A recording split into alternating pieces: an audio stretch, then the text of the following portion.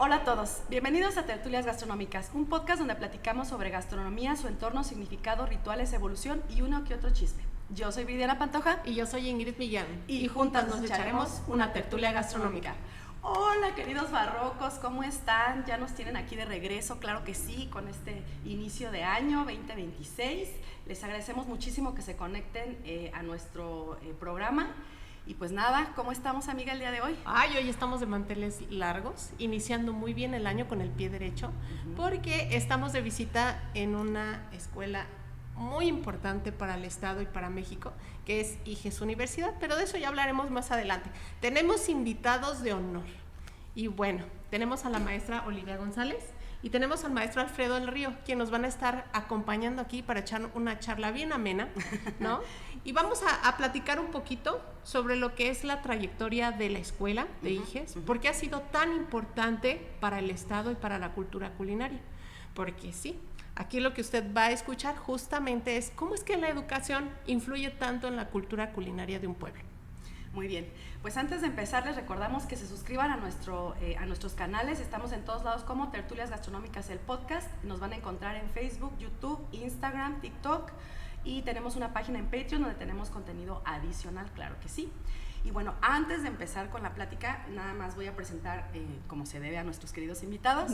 Es la maestra Olivia González, que es rectora y fundadora del Instituto Gastronómico de Estudios Superiores, mejor conocido como IGES Universidad, y el maestro Alfredo del Río, que es el director académico de la misma. Muchas Gracias. gracias a ustedes. Gracias por la invitación. No, muchas gracias a ustedes por recibirnos. Y pues nada, maestra, la verdad es que yo no tenía el gusto de conocerla, pero sí de oídas y de leídas. Porque la verdad creo yo que usted es un alfil muy importante en el tema de la gastronomía, tanto mexicana, pero también de Querétaro. Ahorita vamos a platicar un poquito más de eso. La gente tiene mucha, sobre todo cuando llegan a Querétaro, yo cuando llegué foránea, pues qué comemos, ¿no? ¿Para dónde vamos? ¿Qué hacemos? Y preguntando, toda la gente nos decía, no, pues es que Querétaro no tiene gastronomía. Todo el mundo dice eso, todo el mundo lo dice. Y debido a eso también nos dimos a la tarea con mi compañera de hacer una serie que se llama ¿Qué diablos se come en Querétaro? Precisamente porque pues la gente desconocía de todo eso, y indagando y me topé con ahí alguna información de usted precisamente. Entonces pues queremos que nos platique un poquito de su background, cómo empezó esta maravillosa escuela. Cuéntenos por ahí los pasitos que tuvo que dar, porque me imagino que no fue fácil. Wow, nada. Bueno, nada es fácil, pero la educación conlleva pues un montón de retos. Yo me he dedicado a la educación toda mi vida, porque soy psicóloga laboral de primera profesión.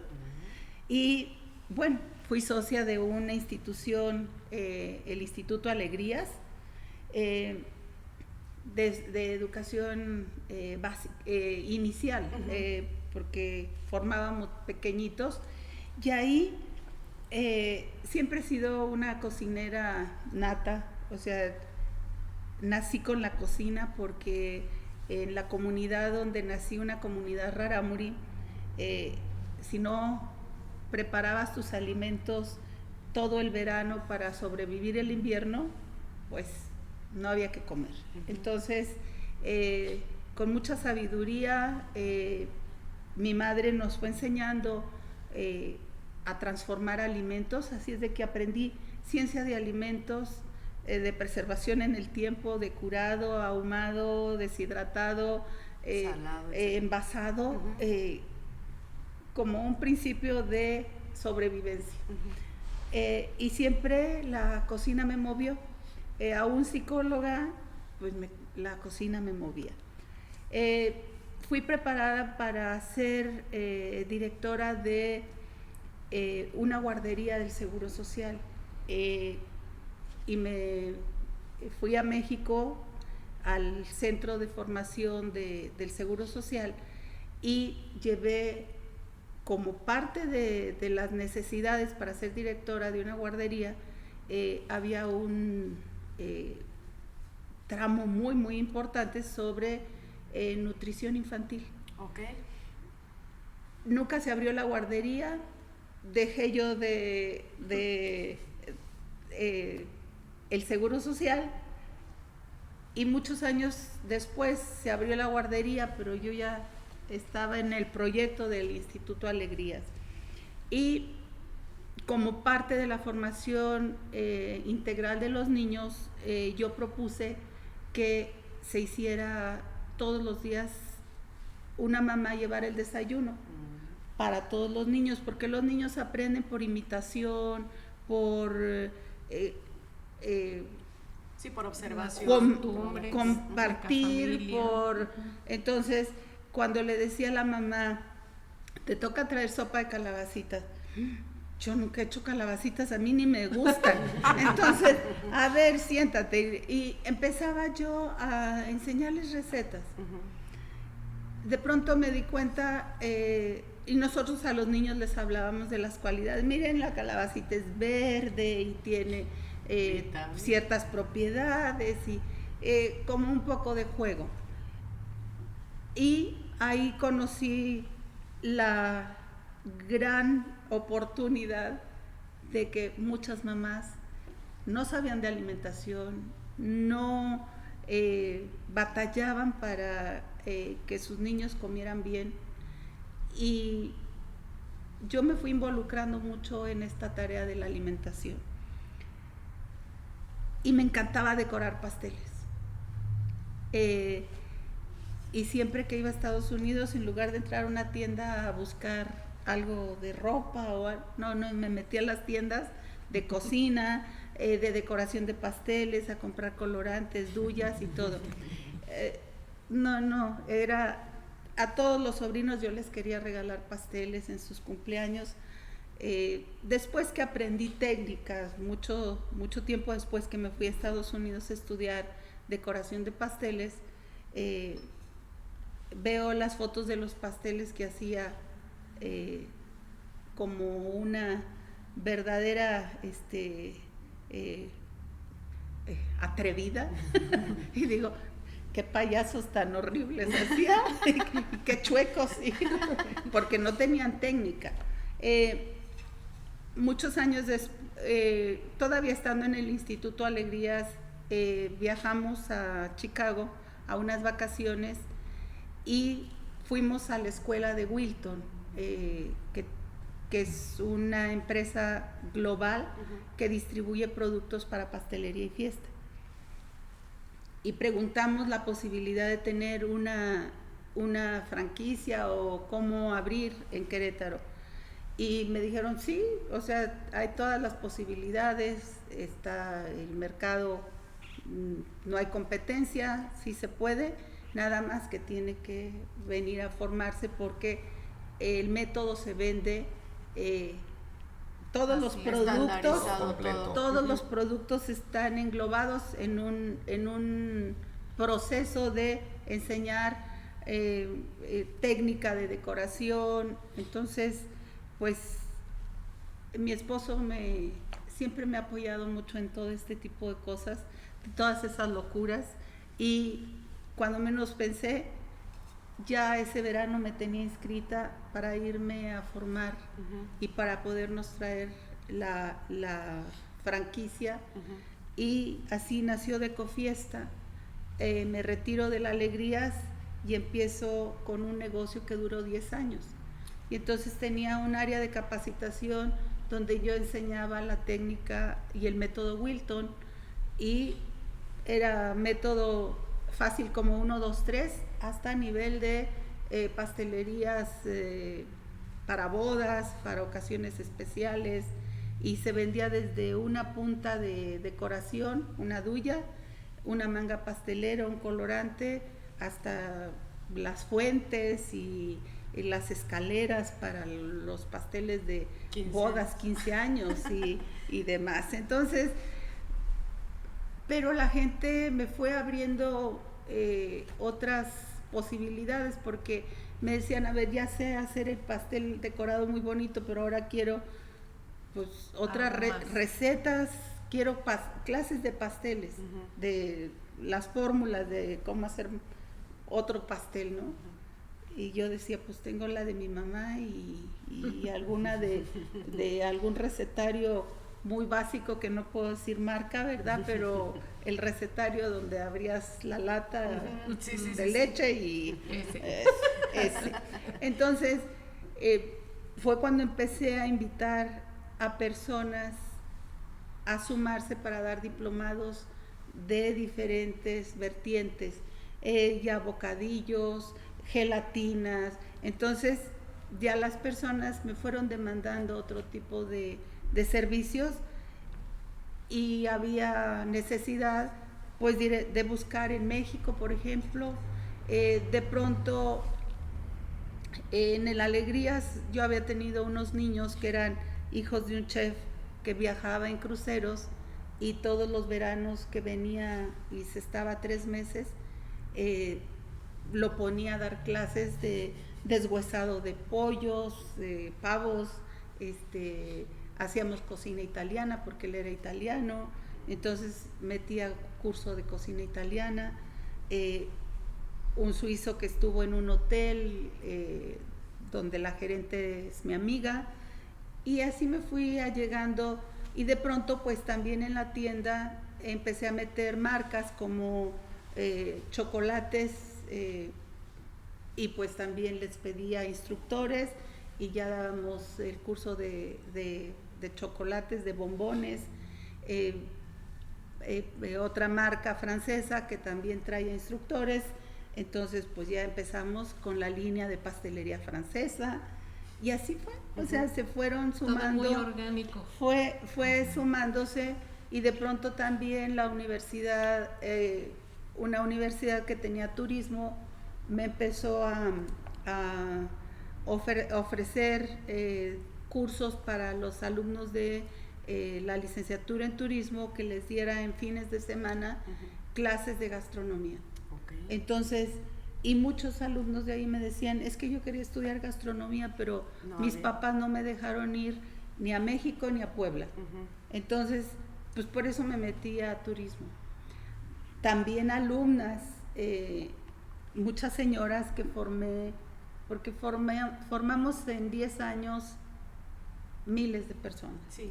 De cursos desde 2 clases de tartas y pies hasta diplomados que ya les decía, es que ya no sé qué enseñarles. Ya no hay más.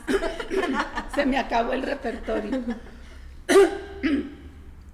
Y bueno, pues esto nos dio la oportunidad de ir visualizando que había que profesionalizar la gastronomía, que a esos alumnos que se fueron a turismo, pues había que ofertarles un título, un grado académico. Y pues empezó un peregrinar. Afortunadamente siempre he sido muy suertuda. He tenido la fortuna de que se acerquen a mí personas muy, muy valiosas y que siempre estuvieron también dispuestas a darme. Tenía una familia que eran alumnos, el papá, la señora y los hijos, pero ellos tenían una empresa y los dos eran tecnólogos en alimentos, la pareja, y nada más y nada menos que el que hizo la currícula de tecnología de alimentos del TEC de Monterrey. Y él venía para que yo le enseñara cómo servir charolas de charcutería, porque ellos tenían una empresa de charcutería. Entonces él y la esposa, que también era tecnóloga en alimentos y trabajaba en la Universidad Autónoma, pues me empezaron a apoyar un poco, porque les dije, yo necesito hacer un mapa curricular que, pues, para ofertar algo formal. Y pues empezamos a trabajar y me empecé a llegar de gente, también una alumna, su esposo era sobrino de una de los pilares del SDAI en México. Entonces, pues me acerqué también a la gente que conocía la metodología de la hospitalidad, y fuimos haciendo de los rompecabezas. El rompecabezas estaba con muy buenas intenciones, muy buenas piezas. Hice 2 viajes a Europa para ir a visitar escuelas de turismo y de gastronomía. Y para mi sorpresa, las escuelas en Europa no tenían nivel de licenciatura. Eran técnicos en San Sebastián, en Madrid, en Italia incluso. Y entonces decíamos, y en Francia también. Y pues yo decía, a ver, ¿andaré mal del coco? Porque y otra cosa, investigué las de México, Claustro de Sor Juana, el Superior de Gastronomía, el CESA, y en Puebla también el ICUM. Y resulta, también había en la Anáhuac un diplomado que estaba avalado por el Culinari de Nueva York. Y decía, bueno, ¿y la cocina mexicana dónde? ¿Y dónde está la cocina mexicana?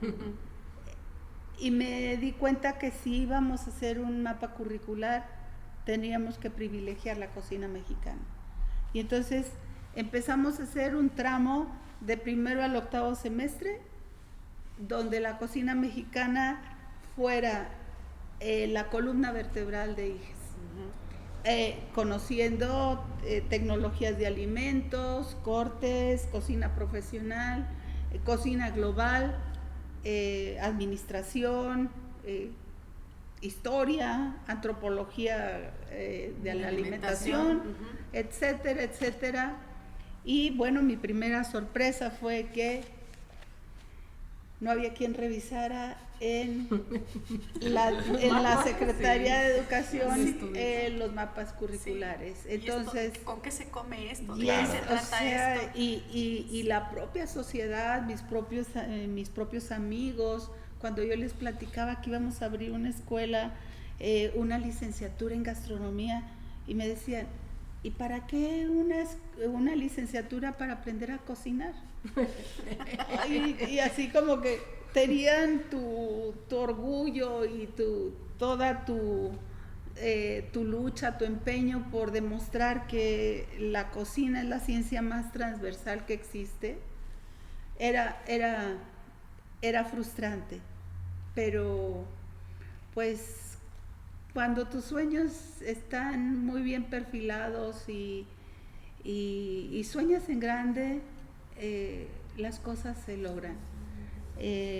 Inicié en el año 2000 en unas instalaciones adaptadas, y cuando se inscribieron los chicos decían, ¿y qué vamos a tomar? Nuestro primer semestre va a ser ladrillo 1 y ladrillo 2, porque venían a inscribirse y estaba la obra. Ajá. Estaba la obra aquí mismo donde estamos. Ajá. Claro, eran unas instalaciones totalmente caseras, pero pues nuestro arquitecto trató de sacar el mejor provecho, como lo ha hecho siempre, hasta estas alturas, de hacer los laboratorios adecuados y todo. Sin embargo, pues estaban limitadas a espacios, que tuvimos que tener grupo matutino y vespertino. Empezábamos 7 de la mañana con 16 alumnos, que era nuestro cupo máximo por grupo, y 16 alumnos que entraban a las 2 de la tarde y salían a las 10 de la noche. Y pues lo bueno es que tenía 25 años menos.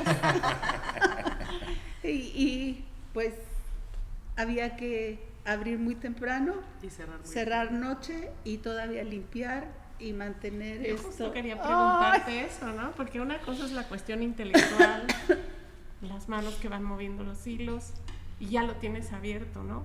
Pero una vez que está abierto es quién hace las compras, quién limpia, quién ve los maestros, quién se dedica a ver qué le hace falta a los salones. Bueno, éramos 4 personas únicamente, una directora académica, una persona de control escolar, y una persona administrativa que hacía un poco de todo y una servidora.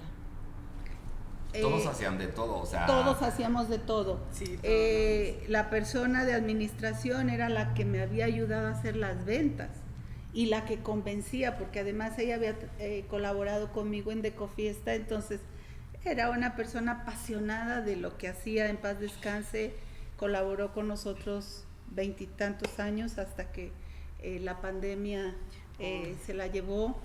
Pero bueno, fue el alma del todo. Y ella estaba al pendiente de todos los chicos y todo. Y bueno, los chicos, éramos una gran familia. Los 16, a la hora de un intermedio, llegaban a mi oficina, querían tomar café conmigo, porque estábamos todos... todo el tiempo juntos. Todo el tiempo juntos. Viajábamos juntos, nos íbamos a congresos juntos. Fue una etapa muy linda, estábamos en todo, porque también el secretario de Turismo de aquel entonces recibió con mucho beneplácito que fuéramos a aperturar una licenciatura en gastronomía. Fue de los poquitos que de sí los creyeron. poquitos. Claro. De los poquitos. Tenía visión. Los hoteleros, presidente de la hotelería, Pascual Alcoce, del Prete, que firmó el aval para que la Secretaría de Educación Pública dijera, pues sí se necesita, sí hay, o sea, sí existe una necesidad de formar profesionales, claro, que trabajen en las cocinas, ¿no? Y el presidente de Canirac, que él era administrador del TEC de Monterrey, pero por gusto se fue, le dijo a su papá, aquí está mi título, ahora sí voy a hacer lo que me gusta, y se fue al Culinari de Nueva York. Y entonces él, aparte de darme el aval como presidente de Canirac, pues fue de los primeros maestros que dieron bases de cocina en IGES. Entonces las cosas se fueron dando. Sí tuve varios tropiezos, sobre todo el reconocimiento de validez oficial tardó mucho más de un año, pero bueno, se logró. Y ahí a mí me encantaría saber cómo es que entras tú al juego, aquí al desquite. Ahora, yo soy originario de Ciudad de México, toda mi vida creí que quería ser médico.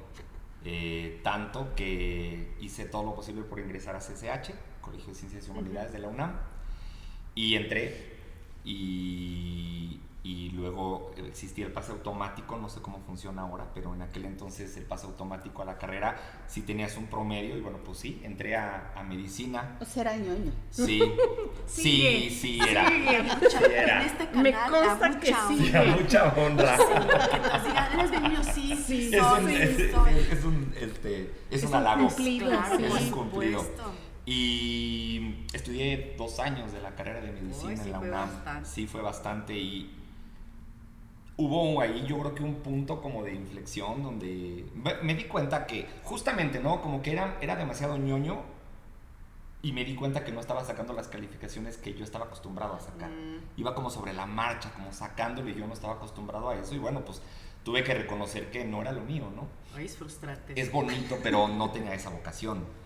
Y entonces, pues llegué con mi papá. Yo siempre estuve unido a la gastronomía de una manera, creo que menos evidente. Por eso tardé en encontrar esta vocación. Tuve que hacer como mucho trabajo de introspección y de regresión a mi infancia para darme cuenta que sí había por ahí foquitos, ¿no? Banderitas verdes que me indicaban que la cocina me encantaba, pero eran mínimas. Te estoy hablando que algunos juegos de la infancia, cosas muy, muy mínimas que hasta muchos años después fue cuando dije, pues claro, o sea, era lo que me estaba indicando, que a mí me gustaba la cocina. Y así, como tal, te voy a ser súper honesto, me imponía el uniforme de chef. Ay, a mí también yo veía un uniforme y decía, yo quiero ser ese, yo me quiero poner ese uniforme. Sí. Qué curioso, porque cuando nosotros trabajábamos juntas, muchos chicos que llegaban a gastro venían de medicina. Uh-huh.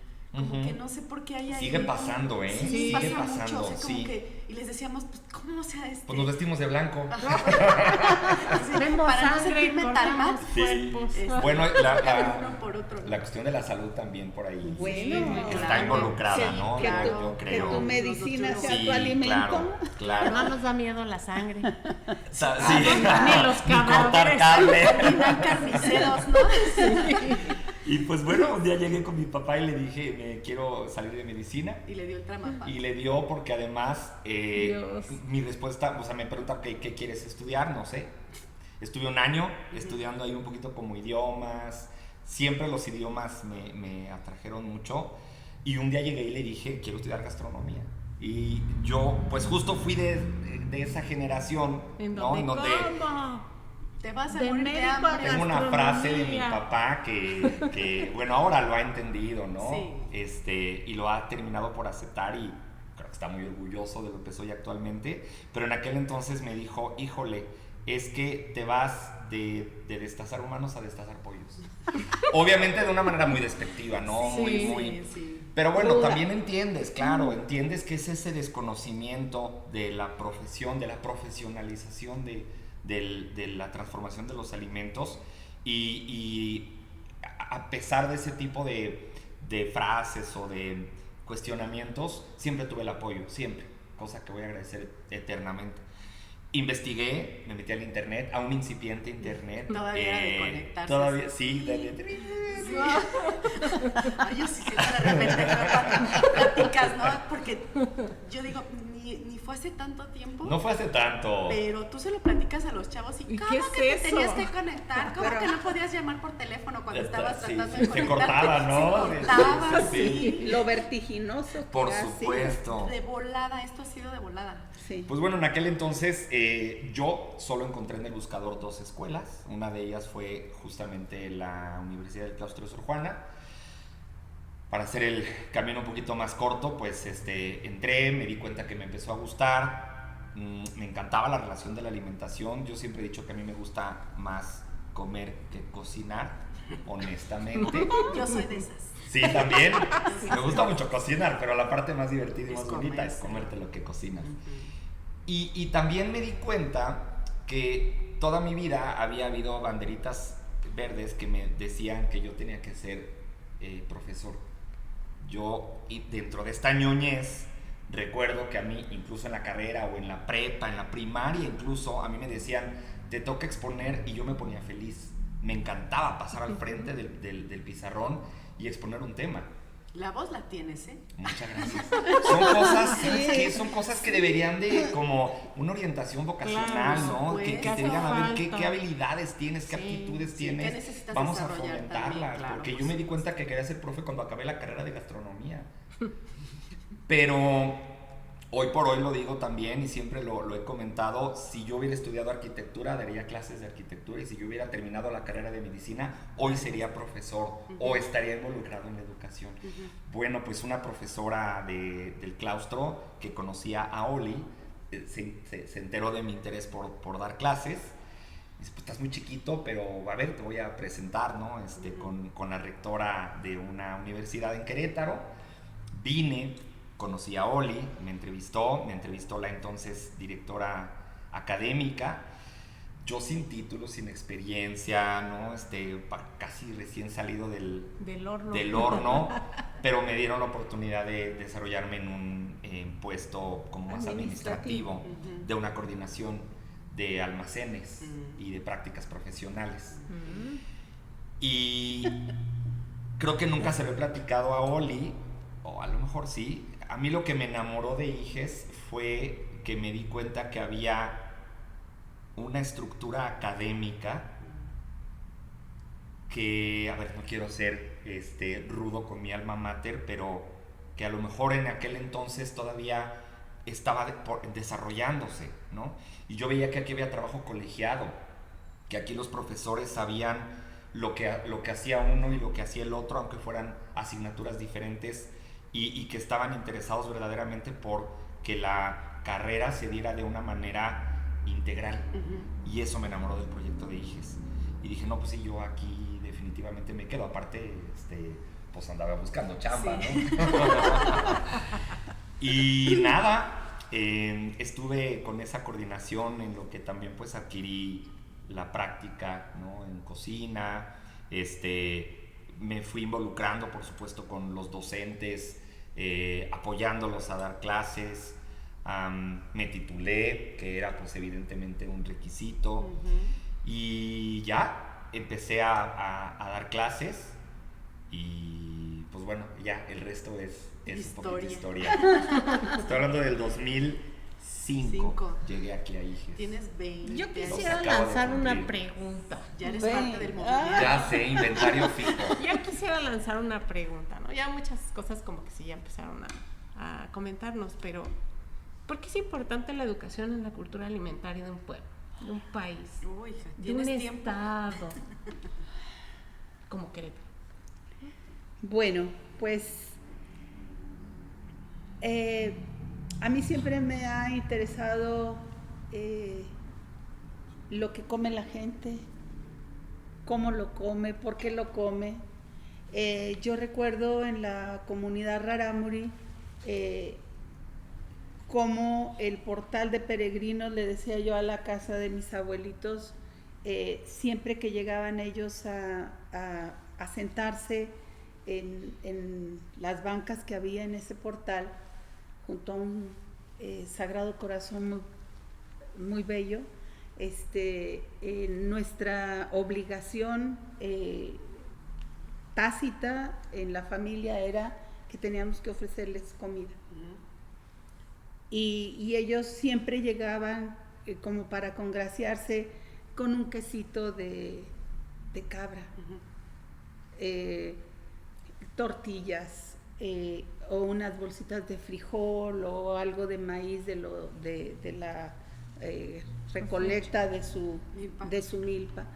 Y a mí de pronto me iba caminando hasta... Sus casas son muy distantes una de otra, pero la casa de un compadre, porque se dicen los compadres, el compadre Severiano, y llegaba y yo desde muy niña fui como muy sociable, y llegaba y me sentaba y pues me ofrecían frijoles y yo nunca dije que no y comía y claro, cuando regresaba me regañaban porque me iba a comer los frijoles de esa gente que no tenía mucho, ¿no? Pero pues yo los había disfrutado. Cuando llego a Querétaro me impactan los mercados, me impactan porque la cocina del norte es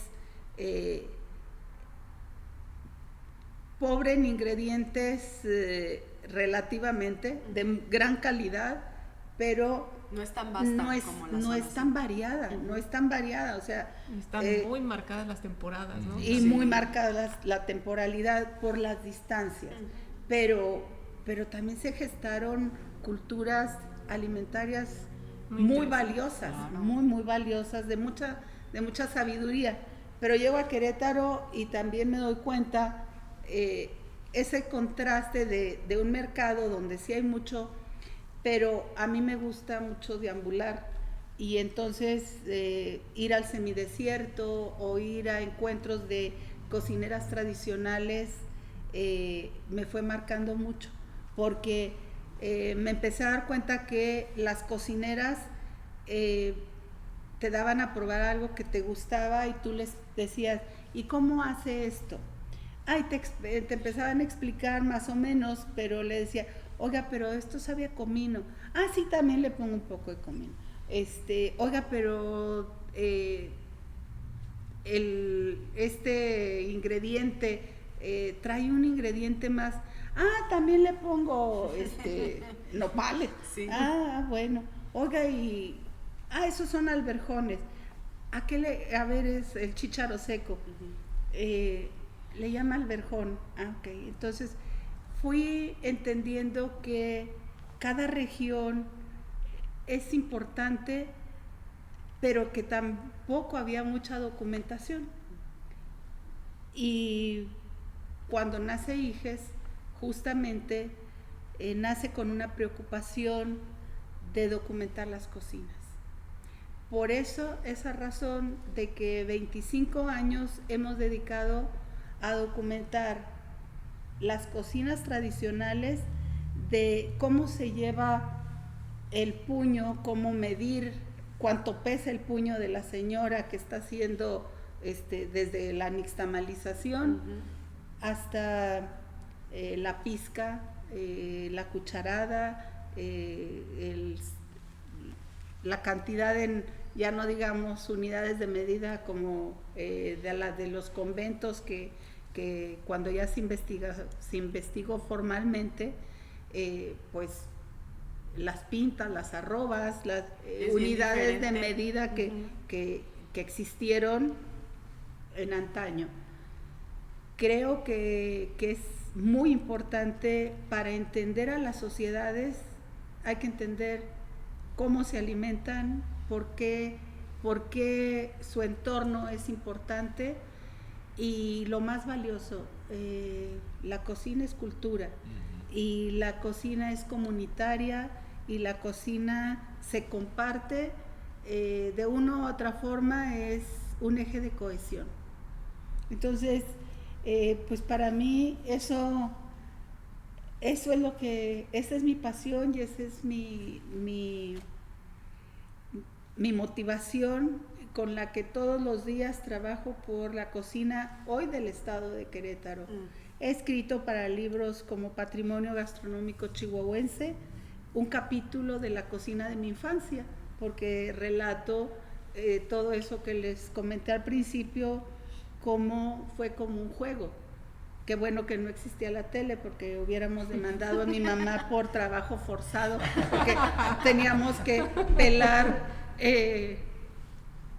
10 rejas de manzana y nada más las botábamos a la tina para que mi mamá pudiera envasar o hacer mermeladas, hacer las conservas, y nosotros pelábamos manzana de estajo y todas las cáscaras, la piel era seleccionada para azucararla y ponerla a secar, porque después esos orejones, pues en el invierno nos los comíamos como un dulcecito. Sí. Muy común también en la cultura mexicana, sobre todo de los pueblos, es eso, que desde las infancias bien tempranas les enseñan cómo se hacen las tortillas, cómo se hace el nixtamal, vamos a la milpa, vamos a recoger el maíz, etcétera, y desde bien chavitos ya lo saben hacer, y eso es parte. La transición del saber, del conocimiento. Así es.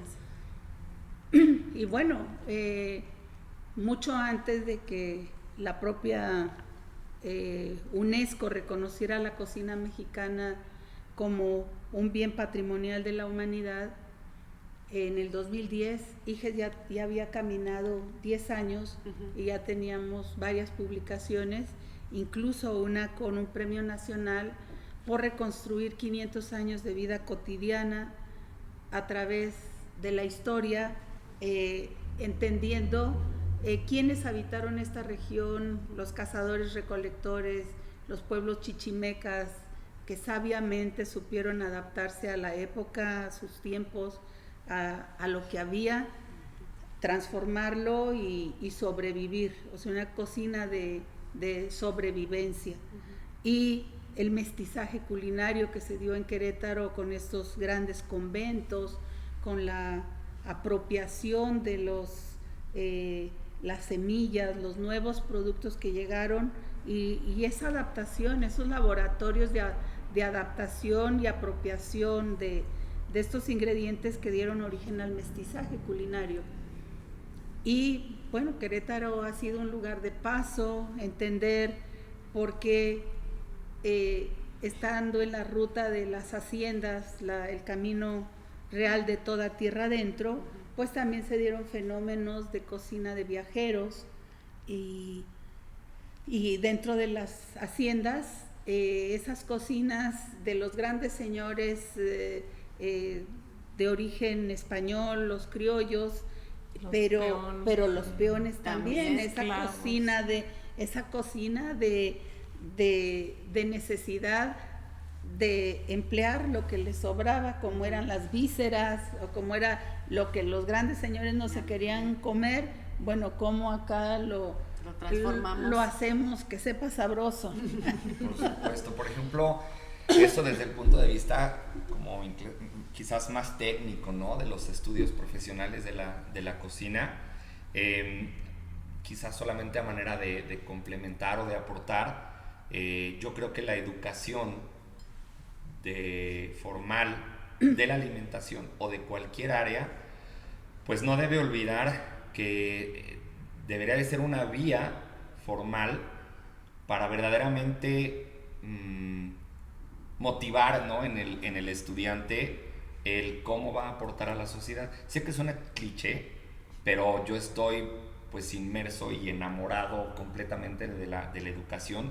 No creo que sea la única vía, ojo, pero sí creo que es un no negociable de, ok, sí te enseño a preparar estos frijoles con todo el contexto de lo nutricional, de lo histórico, de lo cultural, de lo administrativo, porque tienes que saber en cuánto vas a vender tu plato de frijoles, pero también tenemos esa responsabilidad cada vez más difícil de fomentar valores, ¿no? Buenas prácticas y de verdaderamente, pues eso, ¿no? Justamente definir cómo ese profesional o ese profesionista va a sumar positivamente a su país. Creo que es parte de justamente la respuesta, ¿no? Complementar esta pregunta que hace Ingrid, y para mí es, pues sí, un reto importante, pero pues posiblemente el más bonito, ¿no? A final de cuentas es quizás el más difícil y en eso también conlleva el que te mantengas activo en, ok, ¿cómo voy a fomentar el trabajo colaborativo o el liderazgo, todas estas famosas habilidades blandas de las que tanto se habla y que suman de manera muy importante a lo que vas a hacer allá afuera y de cómo lo vas a proyectar en un México que lo necesita cada vez más y en un mundo que lo necesita cada vez más? Aparte, creo que algo que suma mucho a este proyecto, que lo he vivido en carne propia, ¿no? En clase, y que lo hace muy valioso, es como la cocina queretana, como bien lo decían al inicio, está metido en todo el eje, ¿no? Se habla de la cocina queretana en antropología, pero también se habla en historia, pero también se habla en finanzas, pero también lo tienes en técnicas, en panadería, en todo, ¿no? Y es muy bonito darte cuenta la cantidad de horas que puedes invertir justamente en que estos estudiantes que están llegando a estas aulas produzcan esos saberes queretanos que se han ido perdiendo con el tiempo, ¿no? Y que se han ido investigando también y recuperando, y que han estado de la mano con esas cocineras tradicionales, con esos productores, para que estos chicos también los conozcan, ¿no? Y bueno, en ese sentido me gustaría preguntarles también, adicional a estas clases que van enfocadas también a esta cultura gastronómica queretana, pues ¿qué más tiene justamente aquí la escuela, ¿no? Y bueno, ¿cuál es el diferenciador? Justamente nos llevó a buscar especializaciones, y una de las motivaciones de que los queretanos no conocen su cocina y no la valoran, porque nadie puede amar lo que no conoce. Entonces, nosotros tenemos 17 años dando diplomados de cocina queretana, y sin embargo logramos un estándar de competencia ante conocer en el 21, 22. 21. En el 21, que es el que una persona se certifique, es que es competente porque sabe técnica, porque conoce un poco de la historia, porque sabe la cuestión geográfica para entender por qué el ingrediente viene de tal lugar, en qué temporalidad se da, se recolecta o se compra, o cómo se transforma. Entonces, ese fue uno de los pasos más importantes que dimos para ser un centro evaluador en cocina queretana, pero también una maestría en gastrodiplomacia en cocina mexicana. ¿Por qué si somos una cocina patrimonio de la humanidad no hemos sabido venderla de una manera digna? Porque sí, nuestras portadoras, nuestras maestras cocineras, de las cuales hemos aprendido, están en un nivel preponderante, pero todos los mexicanos tendríamos que tener herramientas como para defender con conocimiento nuestra cocina. Y ya no me digan si vamos a viajar al extranjero. O sea, ¿cómo yo como embajadora, no soy la embajadora del Reino Unido? No, Dios me, perdón por el momento crítico, ¿no? Pero bueno, la embajadora de Israel. Pero trabajo en el área que sirve los eventos al embajador o a la embajadora. Entonces, ¿cómo yo recreo culturalmente para transmitir todo lo que mi país es significativo en México? Una merienda, un desayuno, una comida festiva, una ofrenda. Nosotros somos certificadores en la norma de cocina coreana, por ejemplo, y para ser instructor de la embajada de Corea tienes que estar avalado por el gobierno coreano. Y eso pues me lo enseñó el hecho de que cuando hemos recibido a estas certificadoras, pues te dan todo el contexto de la cocina ritual, de la cocina cotidiana, de la cocina festiva, de la cocina de grandes mesas, o sea, de grandes acontecimientos. Todos los mexicanos tendríamos que saber. Entonces, solamente investigando, documentándote, leyendo, contrastando, puedes entender que coexistimos con 68 culturas vivas que tienen idioma, que tienen tradiciones, que tienen ritos y ritualidades y todo versa en el ritmo de la alimentación. Sí. Que de hecho es uno de los, pues no sé si llamarlo diferenciador, ¿no? Pero sí uno de los objetivos principales de IGES o de su naturaleza. Aquí se respira y se transpira alimentos o todo lo que tiene que ver con la gastronomía en todos los programas. Evidentemente pues hay que diversificarse, ¿no? Y hay que buscar oportunidades, pero las 2 licenciaturas que actualmente están vigentes tienen que ver con alimento, los 2 posgrados que están vigentes tienen que ver con los alimentos, posgrado que estamos por aperturar en gestión del enoturismo responsable. Sí, primicia, ¿eh? Ajá, esa sí, esa es primicia total. Cuéntanos, antes de que sigas, sí. ¿Cuáles son las licenciaturas que ofertan? Bueno, justamente licenciatura en gastronomía y negocios. Antes se llamaba nada más gastronomía. Identificamos que el perfil de egreso principalmente estaba destinado al emprendimiento. Entonces, bueno, pues tuvo por ahí un poquito de trabajo a los planes de estudio, ajustes para que fuera enfocada a emprendimiento. Entonces es gastronomía y negocios. Licenciatura en artes en repostería y panadería, son las 2 licenciaturas que actualmente contamos.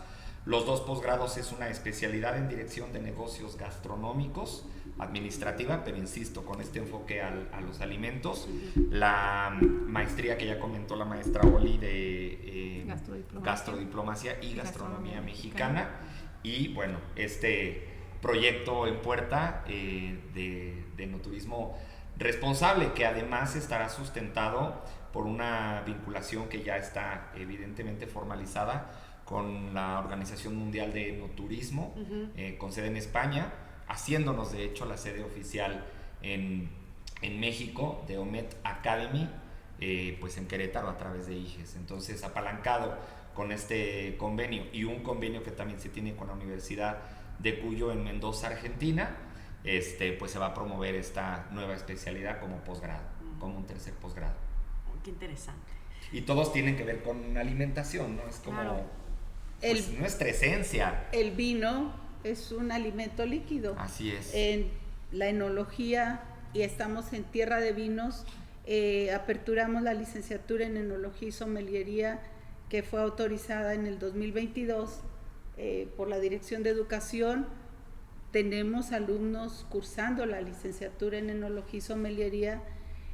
Sin embargo, ahorita al convertirnos en Omet Academy, la tendencia global también tiene que ver los viñedos o las vitivinicultoras deben de tener una visión más holística ante el cambio global sobre el enoturismo responsable. Y más en un estado, ¿no? Una región que promueve tanto el enoturismo. Eso les iba a decir, o sea, creo que están pues con toda la ganancia que tiene ahorita el Estado con lo que está haciendo con respecto a la enología y también en tema de turismo y gastronomía. La verdad es que el Estado le ha apostado mucho, lo hemos platicado en muchos episodios, que le están invirtiendo, o sea, vieron que la verdad es que es un aliciente muy importante para recibir, ¿no? Por ahí lo que se necesita. Sin embargo, es muy importante recalcar que cada vez el turista busca experiencias más significativas, más inmersivas. Sí. Entonces, ¿por qué tenemos que documentarnos y hacer en un viñedo ofertar cocina queretana? Claro, por supuesto. El año Que pasado hace falta, certificamos, ¿no?, 12 viñedos para que en su oferta gastronómica incluyan sabor a Querétaro. Claro. Si el vino tiene terroir queretano, el ingrediente con el que voy a complementar, ese es el maridaje perfecto. Claro. Que todo sepa región. Muy interesante. De hecho, algo que quería justamente que nos platicaran, ¿no? Es que IGES no trabaja solo. IGES es también como miembro y compañero, ¿no? Y trabaja de la mano junto con otros organismos e instituciones que también están preocupados por este presente y futuro de Querétaro y de México, ¿no? Y entonces desde IGES incluso han salido muchas buenas propuestas, ¿no? Como publicaciones, Claro. como eventos, ¿no? Entonces nos gustaría que nos platicaran un poquito sobre eso. Bueno, es que en el 2008 conformamos el primer conservatorio de la cultura gastronómica capítulo Querétaro. Todavía no se conformaba siquiera el de México. Fuimos el primero. Aunado a que en el 2010 nosotros, IGES, hizo una moción que llevamos a la mano del gobernador en turno para que pasara por la legislatura. Y la legislatura analizó todo el soporte, todo el contenido, donde nosotros proponíamos que la cocina queretana fuera declarada patrimonio de los queretanos. Y en el 2012, en La Sombra de Arteaga, en el Diario Oficial de Querétaro, fue publicada que la cocina queretana es un bien de los queretanos. Pero esa herencia, ese patrimonio que te heredaron, si no es difundido, o sea, tendrías que en los edictos ver que eres dueño de una fortuna, ¿no? Que posees una fortuna, pero que no sabes que sabes que la tienes. En La Sombra de Arteaga decía que eso corresponde a la Secretaría de Cultura. En aquel entonces todavía ni siquiera era secretaría, era el Instituto de la Cultura y las Artes. Y la Secretaría de Turismo promover difundir, salvaguardar e investigar la cocina queretana. Entonces, muchos años han pasado, se ha venido haciendo muchas acciones. Dentro de la Secretaría de Cultura se encuentra la Dirección de Patrimonio Material e Inmaterial, porque aquí Querétaro tiene 5 patrimonios, entre las misiones, que es patrimonio material, la propia ciudad de Querétaro, que es patrimonio de zonas de sitios y monumentos, un patrimonio inmaterial como son los oratorios otomichichimecas, la ruta de toda tierra adentro, el camino real de toda tierra adentro que nos atraviesa, y la cocina queretana. Entonces, ¿qué hay que hacer? Difundirla. Este año, el año pasado, el año que concluyó, con el municipio logramos sacar una publicación con 30 cocineros que se han certificado en cocina queretana y propusieron una receta para un libro que el municipio está promoviendo, ¿a qué sabe Querétaro? Ese signo de interrogación, ¿a qué sabe Querétaro? Pues responde a una serie de acciones que hemos venido haciendo por muchos años. El año pasado también hicimos algo muy lindo en compañía de la Secretaría de Cultura, que se llamó Cena Patrimonio. Y fue muy lindo porque tuvimos estación de cocineras tradicionales,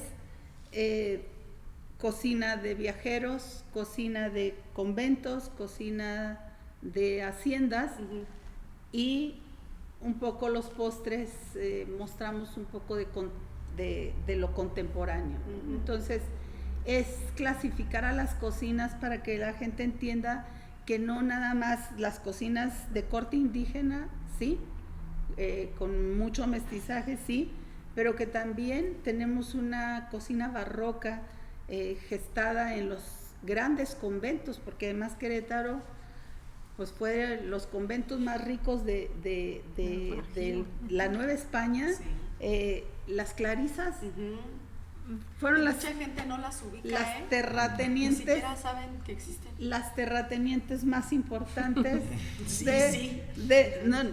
las más ricas, sí. Las más ricas. Y se nota, tú te metes al convento y si dices, ay, qué bien divino. Bueno, pero además, sí.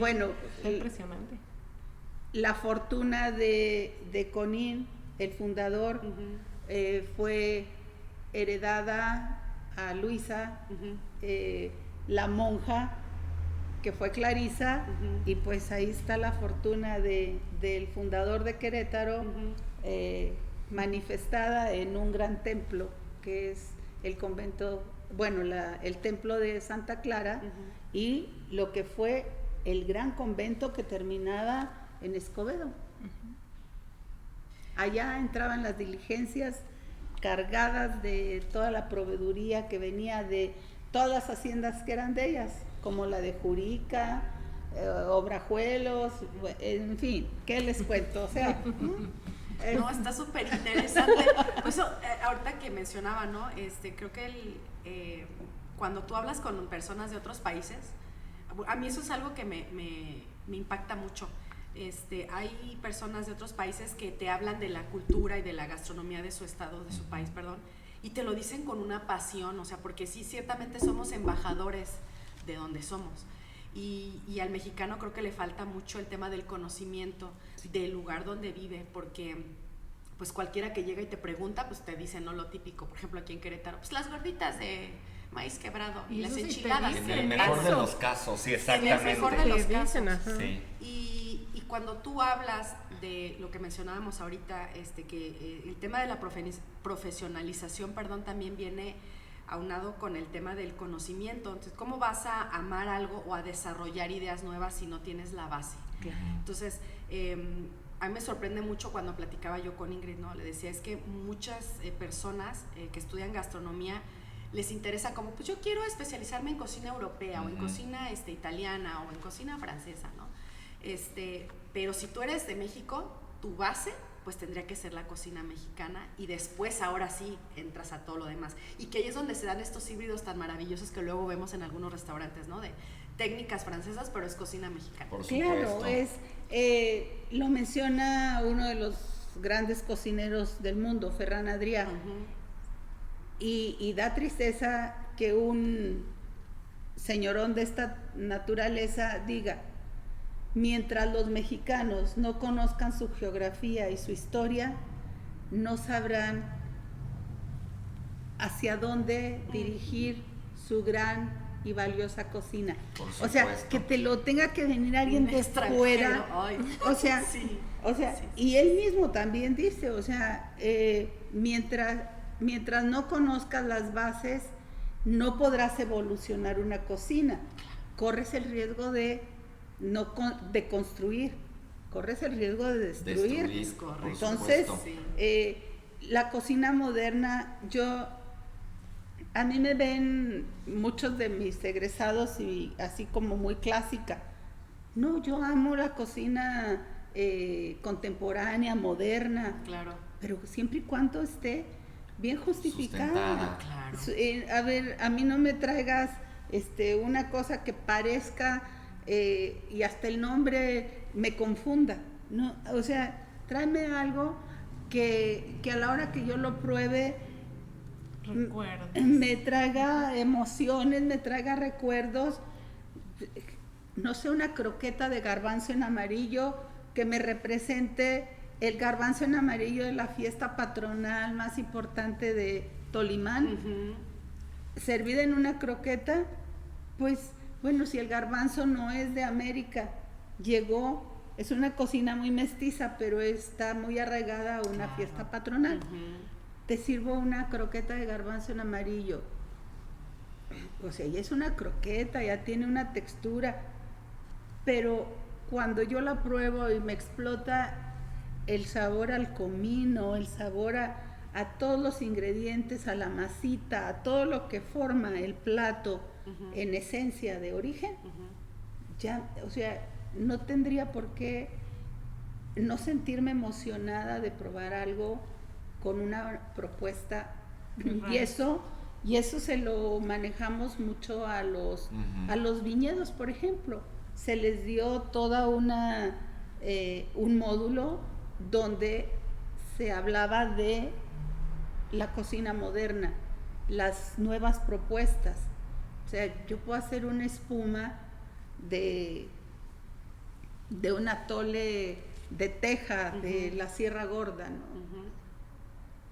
Pero siempre y cuando haga muy bien elaborado el atole, para que luego a la hora que yo lo deguste tenga la esencia, claro, tenga el alma del plato. Creo que también ahí es donde justamente entramos nosotros, ¿no? Es justo la responsabilidad, y a riesgo de ser demasiado optimista, yo sí creo que poco a poco la tendencia va justamente a eso, a la revalorización de lo que tenemos como cultura gastronómica en México, y sí lo creo, firmemente.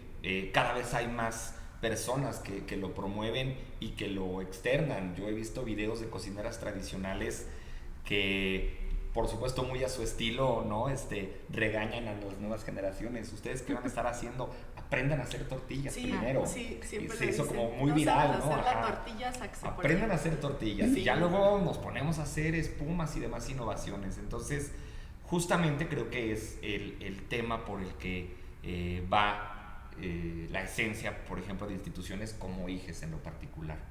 Creo que parte importante de la educación también es volver a retomar este tema del sentido de pertenencia.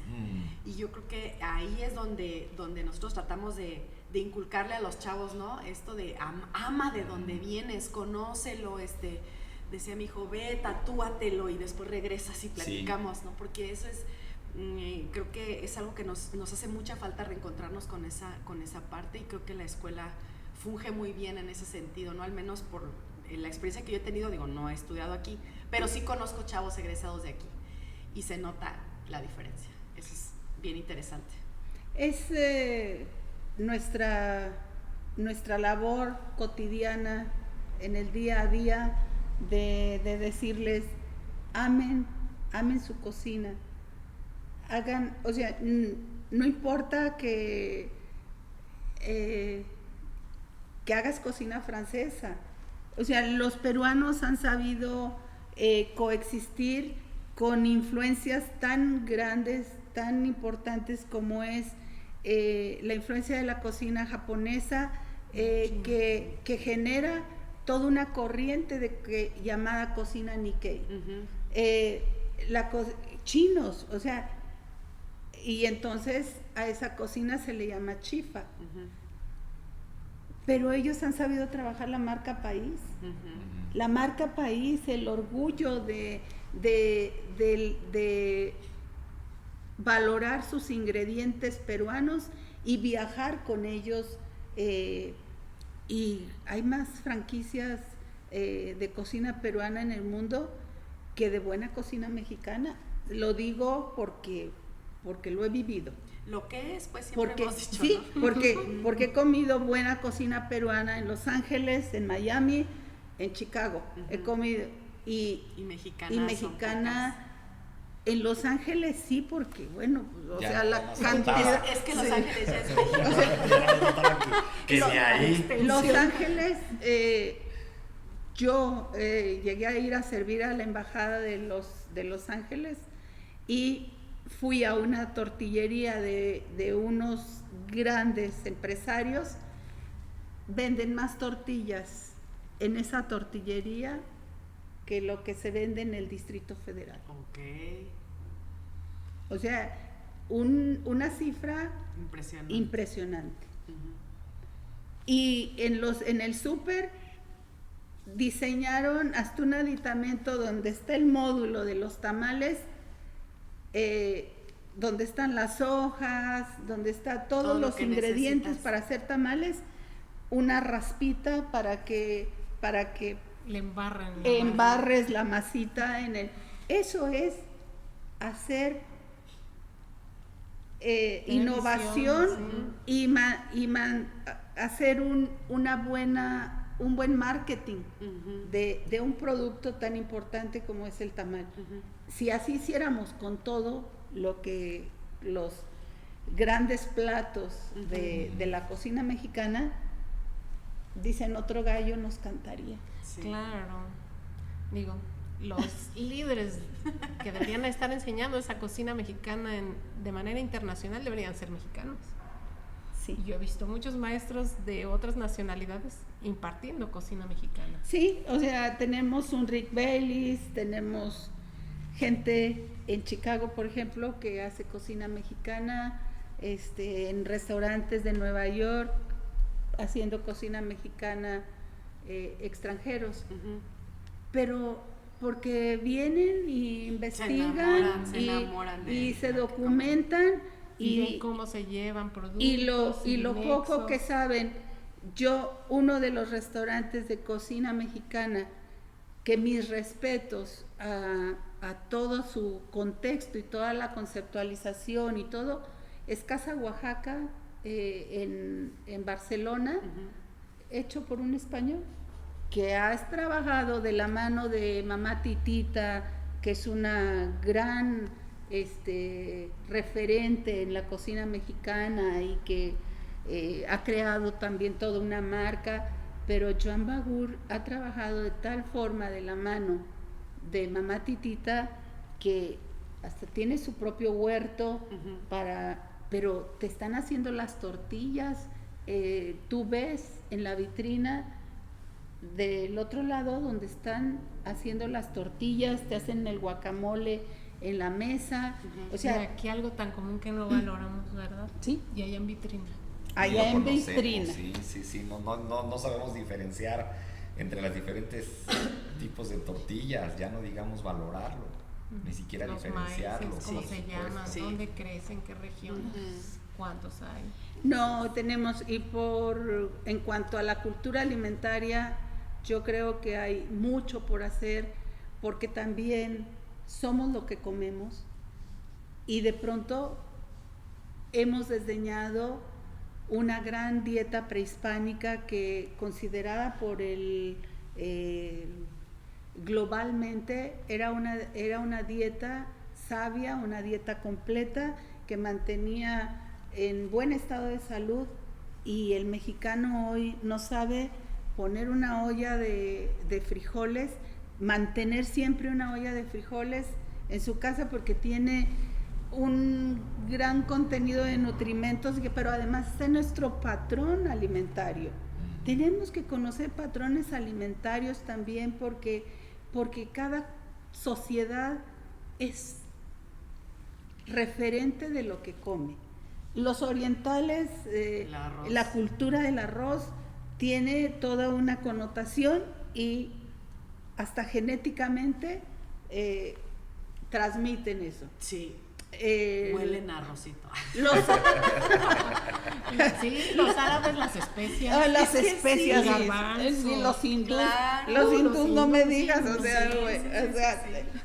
huele su comida. Los hueles a curry. Los hueles a curry. Pues también el mexicano huele a masita, déjame decir. Pues estamos hechos de maíz. Claro, por supuesto. A salsita y a masita. Ay, sí, pero totopos con crema. Pero sí, buenos totopos. Buenos totopos, pero sí es muy importante. Yo creo que hoy, ante una problemática de salud pública, asirnos, o sea, amacizarnos, como diríamos, a volver a buenas prácticas yo no discuto que las mujeres hoy justificamos que no tenemos tiempo porque nos involucramos en la parte laboral, empresarial, todo. Yo les puedo decir, en 43 años que tengo de casada, nunca he dejado de poner frijoles. Es que no hay nada más fácil que hacer unos frijoles en la olla. Ya tenemos la olla express, ya no podemos decir que, bueno, la tengo que hacer en la de barro, ¿no? O la de lenta cocción. Pero pues, bueno, si tienes prisa, pues la metes en una olla express. De volada en media hora ya tienes un plato que te puede durar. Yo, por ejemplo, soy de las que, por las prisas y demás, agarro un ingrediente y ese ingrediente nos lo echamos toda la semana. Porque si voy a poner frijoles, vamos a comer frijoles toda la semana, pero en diferentes presentaciones. Claro. Y no hay nada mejor que un platito de frijoles. Un plato de frijoles, buenas tortillas. Sí. Ya tienes todo. En tu refri hay cosas básicas que en la casa de un mexicano no debería de faltar. Frijoles, tortillas, chile, una buena salsa, cebollita y un queso. Y ya la hiciste. O sea, ya tienes una buena quesadilla con unos frijolitos con salsa y todo. Hay un aguacatito. Además, ahí es justamente donde debiera entrar este profesional en gastronomía, entendiendo esos nichos de mercado, esas necesidades. De decir, bueno, la mujer no se va a poner a nixtamalizar ni a moler en metate. ¿Qué puedo hacer yo? Pues pongo mis tortillerías. Yo nixtamalizo, yo traigo el grano del campo, pago un precio justo por eso, claro, ¿no? Al productor. Incluso le doy un contexto a quien le vendo, decirle de dónde viene ese maíz, cómo se llama, de qué color es, qué temporada tiene, etcétera, ¿no? Los valores que tiene nutricionales. Yo lo fabrico y se lo vendo. Por supuesto que hay mercado. Sí. El chiste es justamente irnos metiendo a esas necesidades. El conservatorio tiene una labor muy importante. Hemos hecho 19 encuentros de culturas dentro del marco de pueblos indígenas, de las festividades de los pueblos indígenas. La festividad de la gastronomía, incluimos siempre productores, porque el productor es, en la cadena de valor, es un eje fundamental. Entonces sí es muy importante rastrear el origen del producto, como dice la maestra Ingrid muy acertadamente. Sí, o sea, yo quiero saber de dónde viene el maíz, que hoy es el maíz es todo un tema controversial, ¿no? Porque ahorita también dentro del ámbito de la investigación en IGES nos dedicamos también a hacer algunas propuestas de innovación. Estamos trabajando con una fundación de maíces purépechas, de maíz azul y frijol, y tienen por ahí varias cosas. Están exportando a Canadá el maíz azul, y nosotros importamos maíz transgénico amarillo para engordar a los... O sea, por eso nuestra primera candidatura fue rechazada ante la UNESCO, porque hablaba de un expediente de pueblo de maíz. A ver, si no eres sustentable, no, ni siquiera produces lo que consume tu país. Entonces, tenemos que volver un poco más la mirada al campo. El campo es fundamental, la producción de alimentos puede ser el detonante de una siguiente guerra global, los alimentos. O sea, hoy podemos decir, el petróleo otra vez volvió a estar en escena, pero no, yo creo que el alimento, el agua y el alimento es algo fundamental. Tenemos, ya no digamos los traspatios, en México no había casa que no tuviera traspatio. Sí. Hoy, ante la escasez de agua, el estrés hídrico que tienen muchas comunidades no les permite tener traspatio.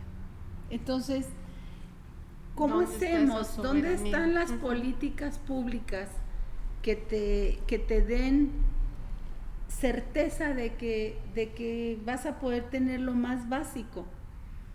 Yo, que crecí en una familia autosustentable, donde el 70% de lo que consumíamos se producía en casa, no teníamos azúcar porque en la zona Rarámuri no tenemos caña de azúcar. No teníamos café porque no hay zonas cafetaleras. O sea, en gran medida, harina, trigo, grandes productores de trigo en el estado, pero en esa zona comunitaria no había trigo. Pero harineras en Chihuahua, hasta de exportación. O sea, el estado de Chihuahua, en los años en que yo era niña, hace como 20 años. Bien, sí, iba a decir, bien poquitos, ayer. No, o sea, estoy hablando de hace más de 60 años. El estado de Chihuahua era autosustentable en alimentación.